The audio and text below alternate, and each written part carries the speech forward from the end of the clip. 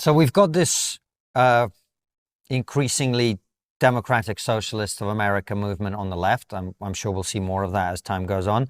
We also now are seeing a civil war on the right, which exploded last week in particular over the fact that Tucker Carlson had this white nationalist called Nick Fuentes on his show. And then there is a big debate now going on in which you're one of the participants about whether the right should turn a blind eye to the fact that its fringe is becoming increasingly Nazi-ish, or whether there's a break that needs to be made.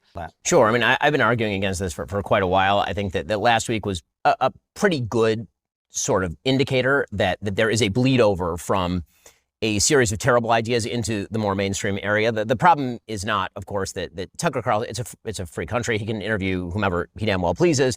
It is not, in fact, cancellation to criticize somebody's interview tactics. And it's not even that he interviewed Fuentes. It's that he proceeded to massage Nick Fuentes. I mean, he treated him with kid gloves. He did not ask him a single difficult question. He did not press him on any of his extraordinary statements about, for example, Tucker's friend Charlie Kirk or Tucker's friend J.D. Vance or his wife or any of that. And he simply brought him on and then proceeded to gloss him.